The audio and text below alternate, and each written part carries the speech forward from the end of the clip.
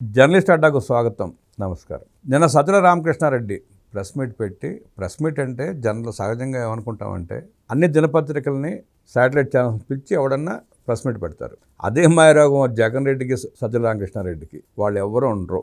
ఏ journalist వచ్చాడో కూడా ఎదురుగుండా కూర్చున్నాడు ఎవరు కనపడదు. 4 మైకుల ఫోటోలు మాత్రం కనపడతా ఉంటాయి.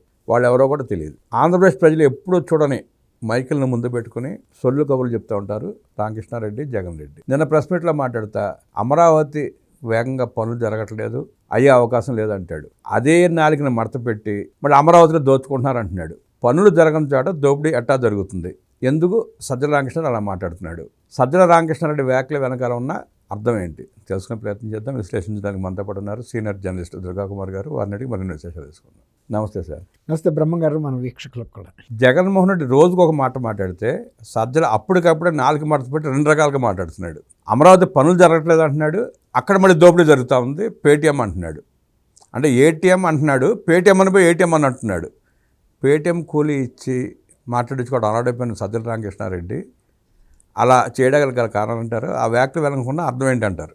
అసలు సజ్జల రామకృష్ణారెడ్డికి ఆంధ్రప్రదేశ్కి ఉన్న బంధం ఏముందండి? అతను ఎప్పటికన్నా ప్రజలకు జవాబుదారీగా ఉన్న పరిస్థితి ఎప్పుడన్నా ఉంది? ఈ ప్రశ్న ఇప్పుడు దాకా అడిగేవాడు లేక సజ్జలు రెచ్చిపోతూ ఉన్నాడు. అదే అంటున్నా, అతను ఎప్పుడుకన్నా ఆంధ్రప్రదేశ్ ప్రజలకు ఒక జవాబుదారీతనంగా ఎప్పుడన్నా ఉండే హోదాలో ఎప్పుడన్నా ఉన్నాడా? అతను ఒక జగన్మోహన్ రెడ్డికి ఒక సేవకుడు, అతను ఒక సలహాదారుడు అని చెప్పి అతనికి విపరీతమైన క్యాబినెట్ ర్యాంకులో హోదా ఇచ్చి అనేక శాలరీలు, అలవెన్సులు ఇచ్చాడు. దాన్ని అడ్డం పెట్టుకుని అధికారాన్ని అతను భూ కబ్జాలు కూడా చేశాడు, అనేక అక్రమాలు చేశాడు, ఇప్పుడు జత్వానీ లాంటి ఆమెని కిడ్నాప్ చేసి తీసుకురమ్మని కూడా ఆ రోజులు ఉన్న డీజీ క్యాడర్ అధికారులు కూడా ఆదేశాలు చేశాడు. సకల శాఖ మంత్రిగా కూడా వ్యవహరించాడు, డిఫెక్టో చీఫ్ మినిస్టర్గా కూడా వ్యవహరించాడు. ఇవాళ ఊరు పొమ్మంటుంది, కాడి రమ్మంటుంది అన్నట్టు వైఎస్ఆర్సీపీలోనే అతనికి పూర్తి వ్యతిరేకత ఉంది. ఇతని మూలానే ఇంత మట్టి ఖర్చిపోవటానికి కారణం వైఎస్ఆర్సీపీ, జగన్మోహన్ రెడ్డి అని. ఇతను సలహాదారులుగా లేనప్పుడు, ఇతను పక్కన లేనప్పుడే 151 స్థానాలు జగన్మోహన్ రెడ్డి గెలిచాడు. మరి ఇతన్ని డిఫెక్టో చీఫ్ మినిస్టర్గా చేసి ఇప్పుడులాగానే ఆయన గోడ చాటును కూర్చుని గోడ ముందు ఈయన్ని మాట్లాడిచ్చిన ప్రతిఫలం ఏంటంటే 11 స్థానాలకి 151 స్థానాల నుంచి 11. వెనకటికి ఒక ఆమె, నేను పెళ్లి చేసుకున్నాను, నా పెళ్లి చేసుకున్న తర్వాత మా ఆయన పరిస్థితి మారిపోయిందని చెప్పిందంట పక్కన ఆమెతో. ఏమయ్యాడు అందంట, లక్షాధికారి అందంట. మరి అంతకు ముందో అందంట, అంతకుముందు కోటీశ్వరుడు అందంట. అట్లాగే కోటీశ్వరుడు లక్షాధికారి అయ్యాడు.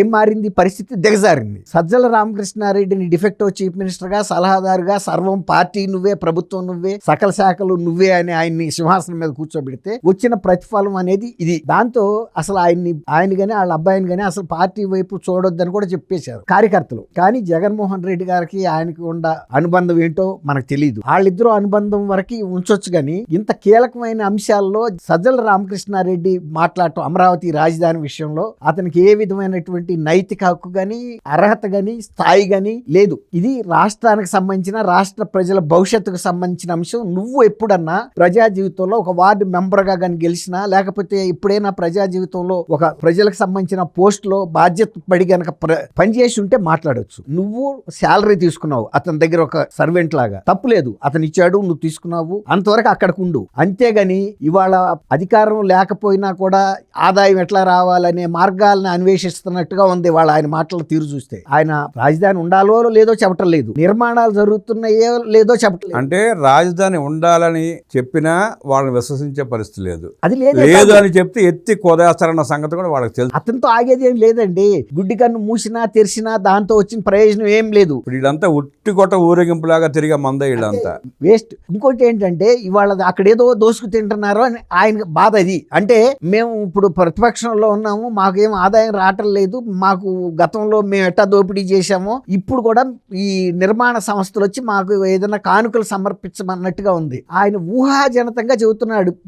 ఇది పూర్తి అవ్వలేదు, వర్క్ ఇప్పుడే మొదలవుతున్నాయి, పూర్తి అయ్యే నాటికి సదరపు అడుగు నిర్మాణం ఒక 60,000కి వెళ్ళినా ఆశ్చర్యం లేదని వ్యంగ్యంగా మాట్లాడుతున్నాడు. తర్వాత అతను చదివింది BA. అతనికి దాని ప్లాన్లు సంబంధించిన అవగాహన నీకు ఎట్లా అర్థం అవుతుంది? నీకే కాదు, ఒక మోస్తరు సివిల్ ఇంజనీర్ కూడా అర్థం కాదు. దాంట్లో సూపర్ స్పెషాలిటీ ఉండాలి, స్ట్రక్చరల్ గా తెలిసి ఉండాలి, టౌన్ ప్లానింగ్ తెలిసి ఉండాలి, అన్ని ఇంజనీరింగ్ విభాగాల్లో అవగాహన ఉండాలి, మాత్రమే వాటిని అర్థం చేసుకుంటారు. ఎవరైనా పాక్షికంగానే అర్థం చేసుకుంటారు తప్ప వాళ్ళకి కూడా ఒక సివిల్ ఇంజనీర్ కి పూర్తి అవగాహన దొరకదు. ఎవరు ఏం పనులు చేయాలో అక్కడ వాళ్ళు అర్థం చేసుకుని చేస్తారు. దాని గురించి నువ్వు తాపత్రయ పడక్కర్లేదు. ఇంకోటి ఏంటంటే ఇవాళ అది ఒక ATM అయింది అన్నావు కదా, మరి నువ్వు ఎందుకు ఆపేసావు రాజధాని నిర్మాణాన్ని ఆ రోజున? ATM అయితే నువ్వు 5 సంవత్సరాలు మీరు రాష్ట్రం మొత్తాన్ని ATM గా చేశారుగా. అమరావతి కాదు, ఆఖరికి తిరుమల లడ్డూలో వాడే నెయ్యి, ఆవు నెయ్యి కూడా మీకు మినహాయింపు లేదు. అది శ్రీవారికి నైవేద్యంగా పెట్టేది. వాటిల్లో కూడా మీరు ATM గా వాడుకున్నారు TTDని.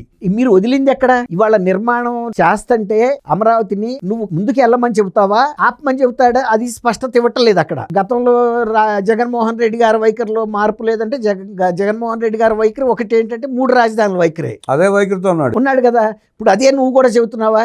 ఇప్పుడు అది చెప్పు, ఈ ఒక్కసారి రాజధాని నిర్మాణం చేయొద్దు. గతంలో వెలగపూడిలో అమరావతి రాజధాని కొనసాగించాలని మహిళా రైతులు నిరాహార దీక్ష చేసిన సాటే నువ్వు కూడా మా 3 రాజధానులు నిర్మాణం జరగాలి తప్ప ఒక్క అమరావతి నిర్మాణం జరగకూడదని నువ్వు నిరాహార దీక్ష నువ్వు ఆ రోజు వెళ్ళి నువ్వు పలకరించలా. నీకు ఏదో ఒక విధానం ఉండొచ్చు, కానీ వాళ్ళు కోరుతున్నప్పుడు నువ్వు ఇవాళ ప్రజల గురించి ఉద్దేశించి ఈ విధానం మీద అంటే అమరావతి అంశం మీద మాట్లాడుతున్నావు కదా, ఆ రోజున వెళ్ళి పలకరించాల్సిన బాధ్యత కూడా నీకుంది కదా. నువ్వు ఒక రాష్ట్ర స్థాయి వ్యక్తిని నీకు నువ్వు అన్వయించుకుంటున్నావు, ఆపాదించుకుంటున్నావు. ఆ రోజు నీకు ఆ బాధ్యత లేదా?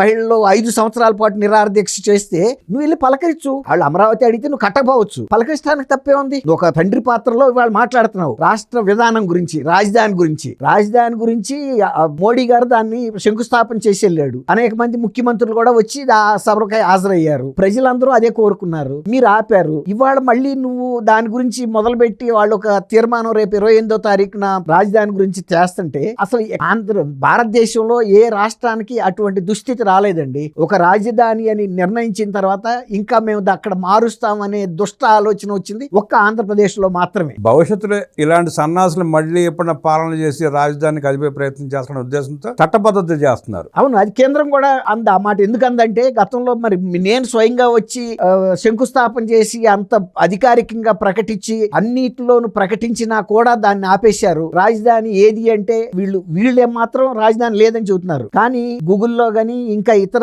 రికార్డుల్లో అమరావతిగానే ఉంది. కానీ వీళ్ళు చేసిన ఈ దుశ్చర్య వల్ల వాళ్ళు దాన్ని ఒక చట్టపరమైన రూపానికి తీసుకురావడానికి ఒక తీర్మానం ఆమోదిస్తుంది. నువ్వు అక్కడ వ్యతిరేకం చెయ్యి, మీ 11 మంది సభ్యులతో వెళ్ళి ఆ శాసనసభలో చెప్పొచ్చు కదా. తర్వాత మీ కౌన్సిల్లో మీకు మెజారిటీ ఉందని చెబుతున్నారు కదా, ఓకే, అక్కడ కూడా మీరు దాన్ని వ్యతిరేకించండి. ఈ తీర్మానాన్ని పార్లమెంట్కి పంపిస్తారు. అక్కడ ఆమోదం పొందుతుందో లేదో తెలుస్తుంది. ప్రజల కోరిక అది. కానీ ఒకవేళ ప్రజల కోరికని మీరు ఆపగలిగితే ఆపండి, ఏం తప్పే ఉంది. ఆపారు కదా 5 ఏళ్ళు. ఇవాళ కూడా మీరు ఆ స్పష్టత ఇవ్వు. నువ్వు ఈ 3 రాజధానులకి వ్యతిరేకంగా చేయటాన్ని నిరసిస్తా వెలగపూడిలో ఇవాళ మాట్లాడిన పెద్ద మనిషి రామకృష్ణారెడ్డిని వెళ్ళి కూర్చుని నిరాహార దీక్ష చేయమనాలి. ఎందుకు చేయలేవు? నువ్వు ఇంత పెద్ద అంశాల గురించి మాట్లాడుతున్నప్పుడు, మీ పార్టీ విధానాలకు వ్యతిరేకమైన పరిస్థితి జరుగుతున్నప్పుడు నువ్వు బయటకు వచ్చి చెప్పు. అంతేగాని ప్రసాళ్ళు మీరు చెప్పారు కదా, డమ్మీ గొట్టాల ముందు మాట్లాడాల్సిన అవసరం ఏముంది? అసలు నీకు ఏ హోదా ఉందని, ఏ అర్హత ఉందని గతంలో ఎప్పుడన్నా ఆంధ్రప్రదేశ్ ప్రజల్లో వాళ్ళ కష్ట సుఖాల్లో నువ్వు ఎప్పుడన్నా పాలు పంచుకున్నావా? నీకు ఇచ్చిన శాలరీ మీద ఒక శ్వేతపత్రం నువ్వు విడుదల చేయగలవా? ఆంధ్రప్రదేశ్ ప్రభుత్వం నుంచి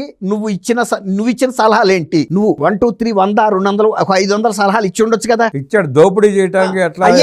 ప్రకటించు, ఇంత సలహాలు ఇచ్చాను నేను, ప్రతి సంవత్సరం ఫలానా ఆర్థిక సంవత్సరంలో ఇంత తీసుకున్నాను, నేను మొత్తం డ్రా చేసింది నీకు ఇచ్చిన ఇంటి అలవెన్స్లు ఏంటి, నీ కార్ అలవెన్స్లు ఏంటి, ఫ్లైట్ అలవెన్స్లు ఏంటి, నీకు మొత్తం అన్ని కూడా ప్రజల సొమ్ము తిని నువ్వు ఇంతకాలం బ్రతికావు కాబట్టి ఇవాళ ఆ ప్రజలకి నువ్వు నీ తరపు నువ్వు. తర్వాత ఇక్కడ అమరావతిలో దోసుకు తింటున్నారన్నారు కదా, మీరు కట్టారు కదా ఋషికొండ మీద ప్యాలెస్ లో, అది SFTకి ఎంత పడిందో, ఎన్ని SFT కట్టారు, ఎంత అమౌంట్, అసలు ఆ పర్పస్ ఎందుకు కట్టారో నువ్వు ఇంత మాట మాట్లాడావు కదా. అమరావతి పెద్ద నీకు మించిన అంశం ఇది. అంటే రాష్ట్రాన్ని దోచుకొని లూటీ చేసిన జగన్మోహన్ రెడ్డి తాత్కాలికంగా ఉంటాకి విడుదల కట్టాకే 650 కోట్లు ఖర్చు పెట్టి, అదే అసలు ఎందుకు కట్టారు చెప్పాలిగా. ఆ విడిదా ఇంకేదన్నా ఆంధ్రప్రదేశ్ ఎవరికన్నా సమాధి అది. ఆంధ్రప్రదేశ్ ప్రజల కళల రాజధాని అమరావతికి ఎంతైనా ఖర్చు పెడతారు. పెడతారు. ఆ, పెడతారండి. ప్రజలు ఇష్టం. ఇప్పుడు ఇంకోటి కట్టిన తర్వాత ఖర్చులన్నీ కూడా కంట్రోలర్ అండ్ ఆడిటర్ ప్రకటిస్తుంది అన్నీ ఉంటాయి. ఈ అంశానికి ఇగో ఇంతంత అయ్యింది అని. ఇప్పుడు నువ్వు కట్టేశారు కదా,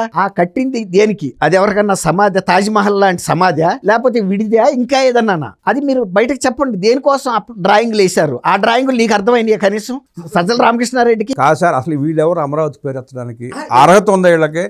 అమరావతిలో వేసలు ఉంటారని ఆ సాక్షి మీడియాలో కూర్చోపెట్టి సన్నాసుల చేత మాట్లాడించిన సన్నాసులకి అమరావతి పేరు ఎత్తే అర్హత ఉందంటారా? అసలు లేదు. అందుకే ఇప్పుడు నువ్వు వీటి గురించి చెప్పే బదులు ఆ ప్లాన్లు నీకు అర్థమైనయా? ఎంత అయిందో ఇప్పుడు పూర్తి అయిపోయింది. పూర్తి కాని అంశం గురించి నువ్వు ఊహాజనితంగా చెబుతున్నావు. 60,000 అవుతుందా అని వ్యంగ్యంగా. 60,000 అవుతుందో, 70,000 అవుతుందో, 10,000 అవుతుందో, 2 లక్షలు అవుతుందా? నీకు అనవసరం, నువ్వే కూడా అడగటానికి. అసలు నీకు అక్కడ ఆ రైతు మహిళల్ని వెళ్ళి పలకరించి గనక ఉంటే ఇవాళ అమరావతి గురించి నువ్వు మాట్లాడినా ఒక అర్థం ఉంది. నీకు ఇంత పెద్ద హోదా ఉన్నప్పుడు ఆ రోజు రాష్ట్రంలో మహిళలు అంత వేదంతో కూర్చున్నప్పుడు వెళ్ళి పలకరిస్తానికి కూడా నీకు వచ్చిన నష్టం ఏంటి? ఆ మహిళా రైతులు నిరసన తెలియజేస్తాంటే దొంగలకి పోలీసులు డ్రెస్ ఇచ్చి వాళ్ళని కొట్టించిన పరిస్థితి. గర్భిణీలను కూడా కొట్టించారు సన్నాసులు వీళ్ళు.